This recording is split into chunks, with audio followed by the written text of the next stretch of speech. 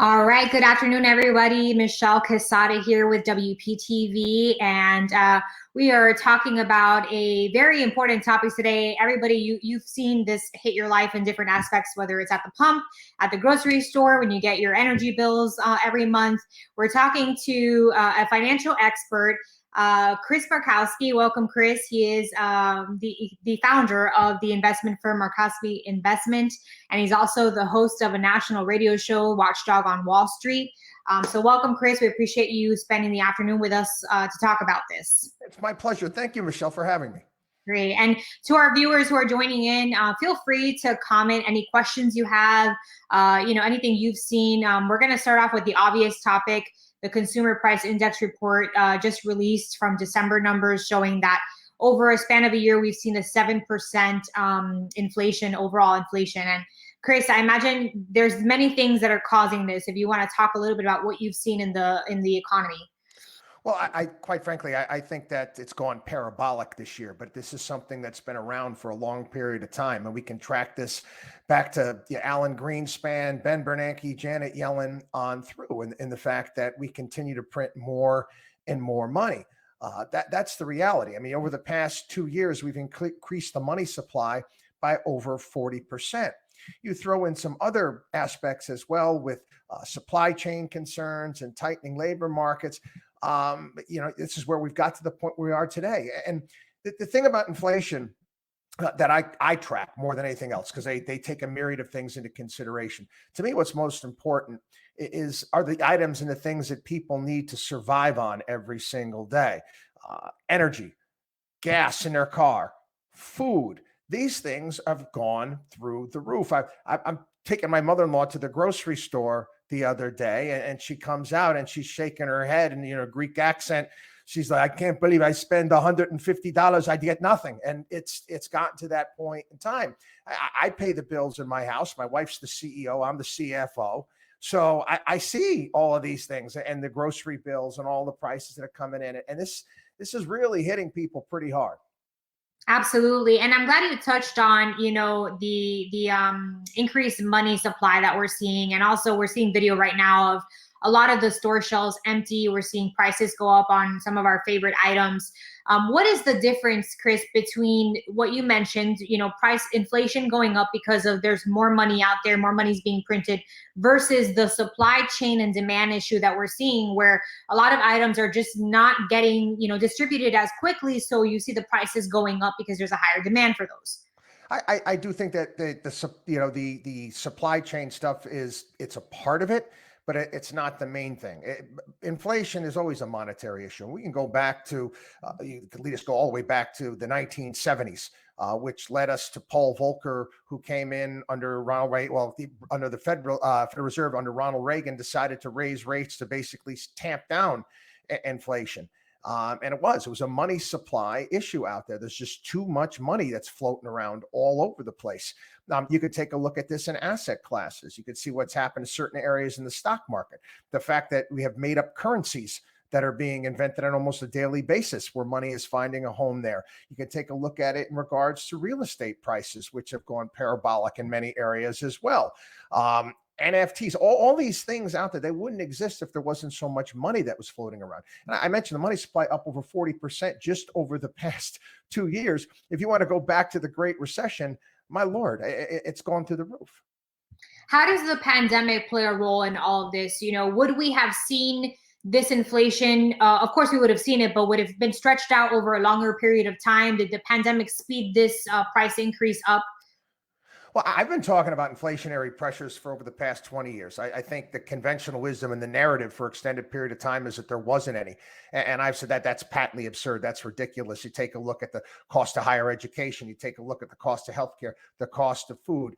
For a period of time, we were becoming more energy independent here in this country, and the price of energy came down. And that was a good thing. But we've decided to take a different direction when it comes to that, and basically not do pipelines and not drill and become that independent nation that we were when it came to energy. So that's hurt as well. But if you're taking a look at all of this as a whole, they're saying that inflation is 7%. That's what they're saying. They say that the CPI is increased by 7%. I don't believe it. I think it's much, much higher than that, quite frankly. And I think probably many of your viewers do as well. I mean, they take a look at their bills and they say, certainly the prices of everything that I buy on an everyday basis are going up a lot more than that. I mean, energy alone is up close to 50% this year. Groceries, 13, 14, sometimes even higher. And these are things that people need to use every single day. Absolutely. And, we are getting a lot of comments that are talking about President Biden and his decisions. I know you mentioned the pipeline, gas and fuel energy situation. Are there other decisions that have happened throughout the last, year that can exacerbate this problem? Are you seeing that there's anything being done? Yeah, quite frankly, I think we've gone off the deep end when it came to all of the COVID relief out there. I don't know, what are we up to, $5 trillion in money that was sent out, and again, they're looking to do more and more and more. We just had a infrastructure bill that was passed, which is another couple $1 trillion. They want to get Build Back Better through. All of these things are very costly. And the issue is right now is that if you remember, Paul Volcker back in the 1980s was able to raise rates to basically tamp this down. Now, again, the Fed's talking about 3, maybe 4 rate increases in this year in 2022. Okay, so let's say they do that. Let's say that's 100 basis points. It's still not that much. We're still people out there, people that save money, a lot of retirees out there. They're not getting any return whatsoever on their risk-free assets. You put money in a bank, you're losing because, in my opinion, inflation's higher than 10%. What can you get on that money? Back in the day, there was it was basically there was tied together what inflation was and what you could get for your money, and you're not getting that at this point in time. And I just want to remind our viewers, if you have any questions for Chris, feel free to type those in the comments. I will try to get to them. I know a lot of people can say we can blame this, we can blame that, but we're seeing this across all industries. I mean, gasoline alone, the price has gone up nearly 50% in the last year. We know that there are other decisions that have been made that have impacted the price of gasoline, but we're also looking at the housing market, the cost to rent. We're looking at energy in general. Grocery prices, meat prices are through the roof.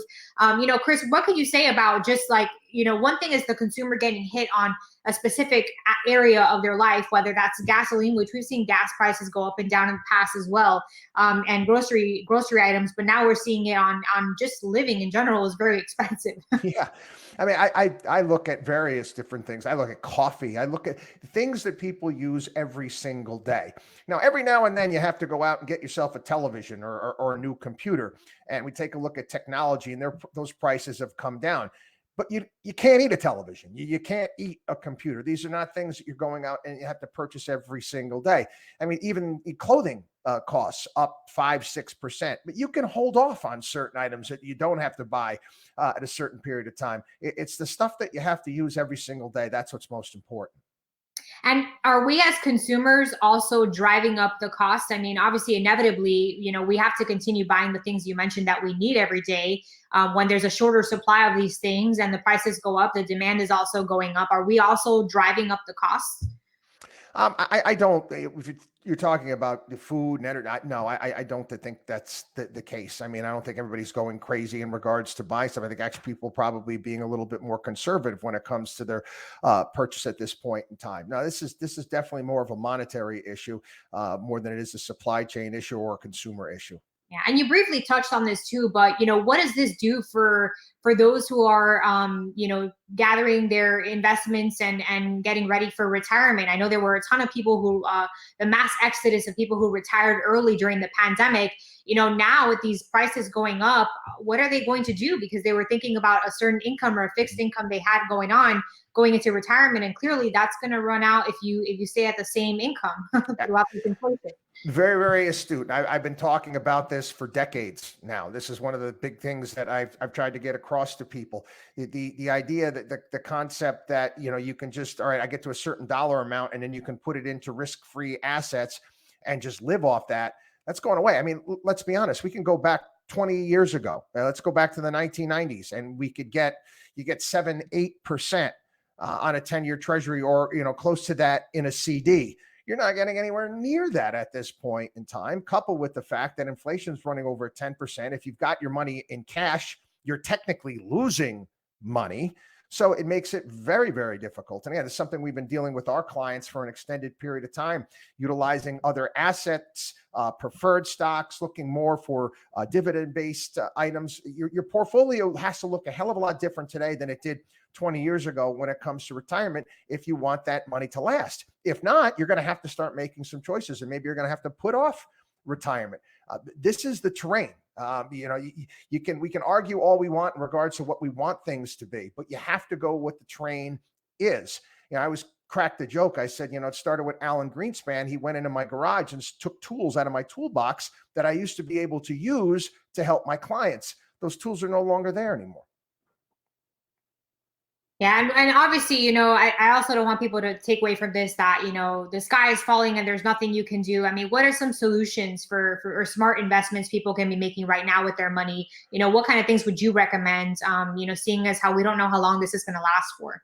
Oh, yeah, I'm a big believer. Everything in life that has meaning, value, and worth involves work, time, and effort. And you better have your assets in high quality companies that pay dividends. Compounding is a royal road to riches, and constantly do this on a regular basis. Constantly save money, put money away.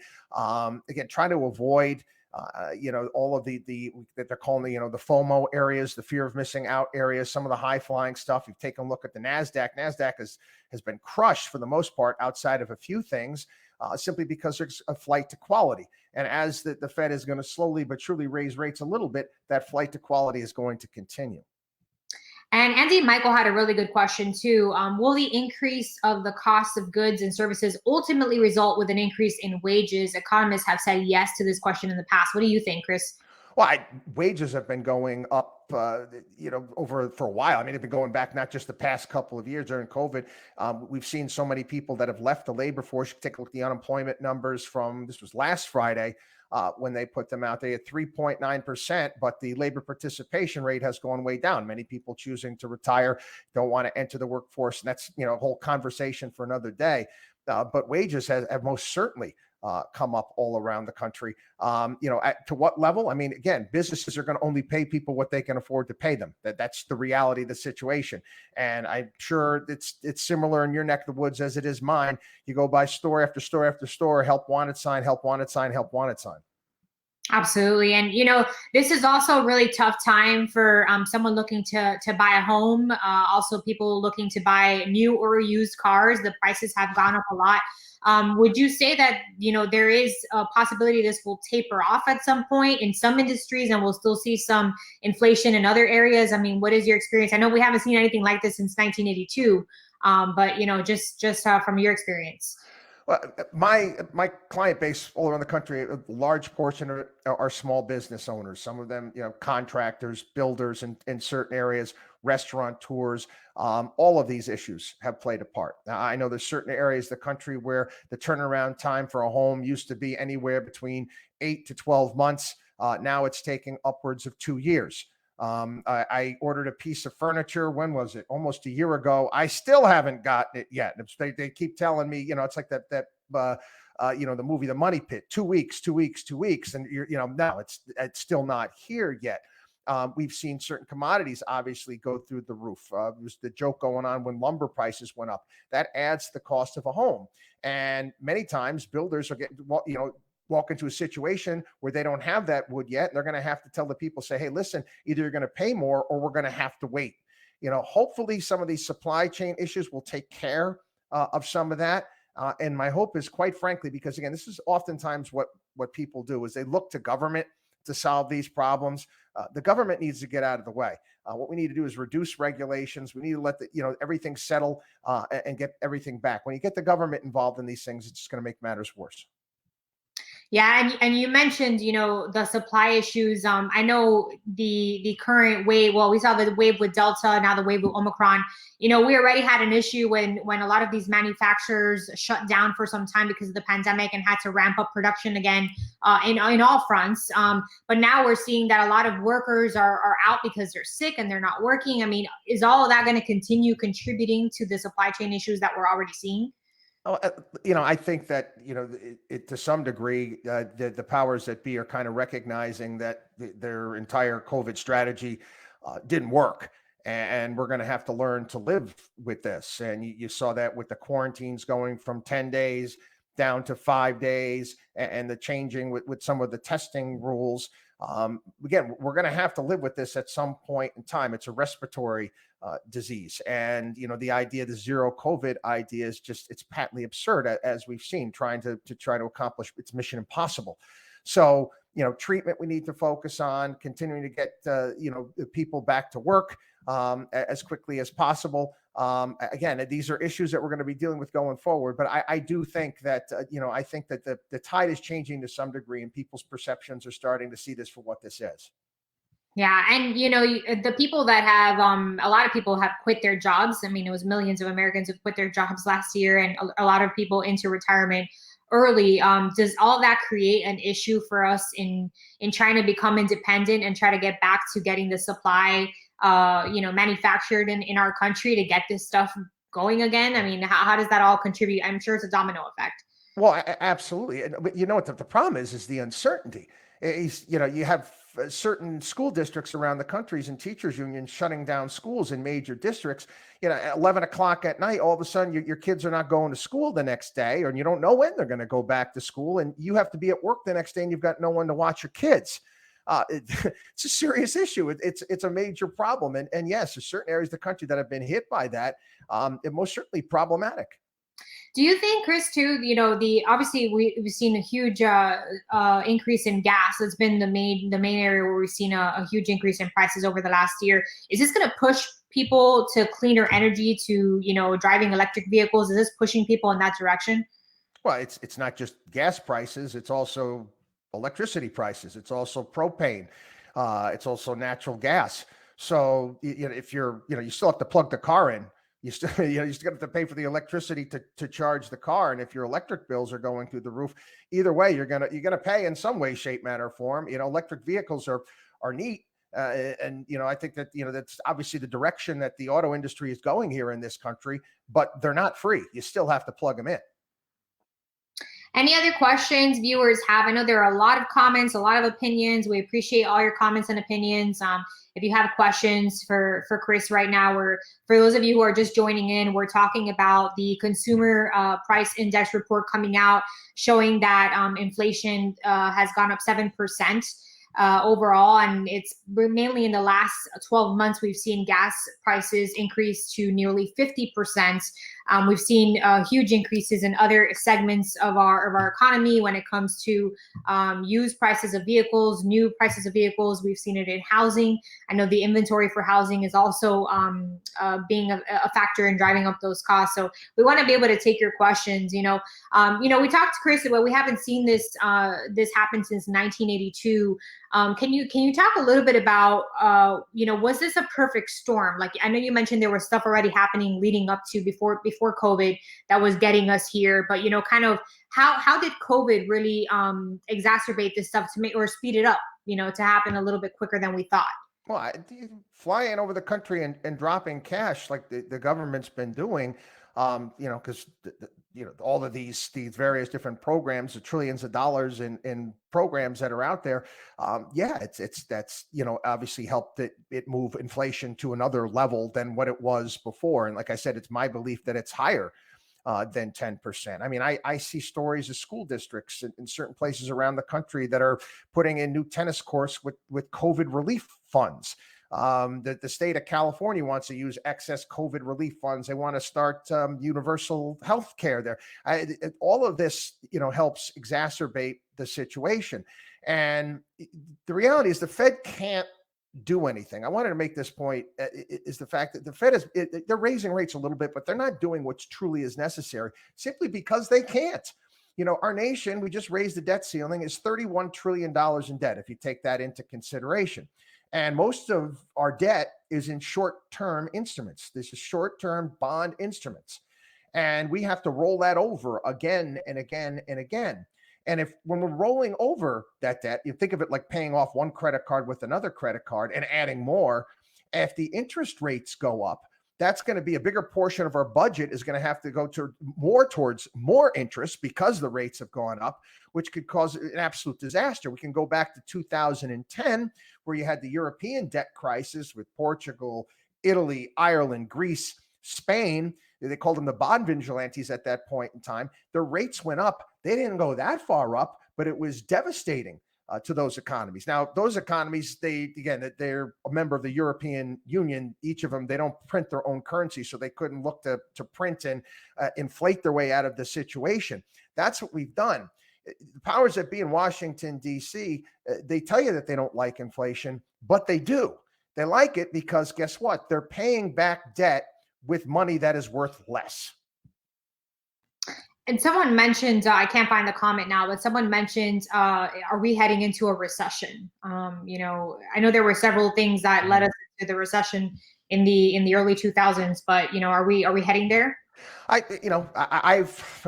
don't call recessions. I kind of looked at things are slowing down to some degree, and you don't want. Let me put it this way: you don't want your portfolio based upon fear of inflation or when the markets might turn to some degree. You want to be dollar cost averaging and putting money away on a regular basis, because nobody in the history of the planet's been able to time these things or guess when they're going to happen with any sort of regularity. So to me, trying to guess when the next recession is going to go around, which is in essence, all it is 2 quarters in a row of negative economic growth, is an exercise in futility.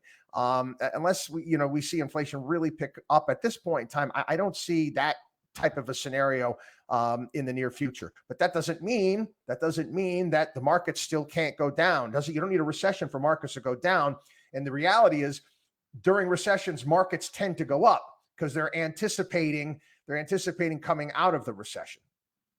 Is there anything in this ongoing inflation that we've seen where prices have actually dropped? I think the report said maybe smartphones has seen a little bit of a dip. Some electronic devices here and there. Again, I really haven't seen it. Wherever I go, wherever I seem to be, it's just like I'm looking at stuff and I'm like, what? I just paid what? You've got to be kidding me. And I'm sure that there's some pockets here and there, but not so much the things that we need to use every single day.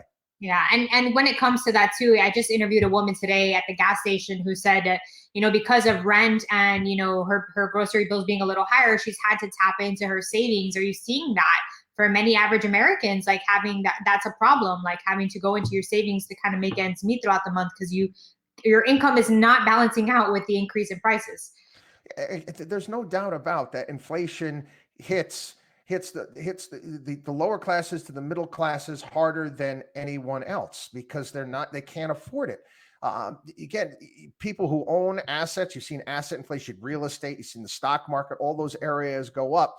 That end of the spectrum, people don't like spending more money for certain things, but it doesn't hit them as hard. There's a greater portion that their budgets are not allocated towards food and energy and all of these things. And that's where it becomes more problematic. Great. Thank you so much, Chris. Anything else that you would like to add on this topic? I mean, obviously, I know there's no one fix to all this. It's several things happening, but do you think that we may be able to get to a point in the next year where we'll see this drop, or is this going to just continue increasing from what you can see? I do think as long as the government doesn't start tinkering things and add additional regulations. I'm a big believer. The government needs to get out of the way, maybe allow for maybe some of these pipelines and allow for some of the energy production to continue once again, so we can become energy independent. I mean, for crying out loud, we've got liquefied natural gas coming into Boston Harbor from Russia because we haven't handled it and put the pipelines in and the things that are necessary. So if you get the government out of the way and let the free market work, more often than not, these things tend to work their way out. Somebody had a good question, Angela. How about a price freeze? That's never worked. That's Argentina. That's Nixon tried that. It didn't work. You gotta put freeze on again. That's a government getting involved and trying to solve a problem. And no matter where it's tried, it's always failed. And there's always a ripple effect, right? You do one thing to try to solve it and you create another problem. Yeah, absolutely. Thank you again, Chris. I appreciate your time. And for all of you who were tuning in, we're going to have a story on this as well, airing tonight at 6 on Channel 5. You can watch the whole interview on Facebook as well and on our website, WPTV.com. Thank you, Chris Markowski, for your time. We appreciate you. Thanks, Michelle. All right. Have a great day, everyone.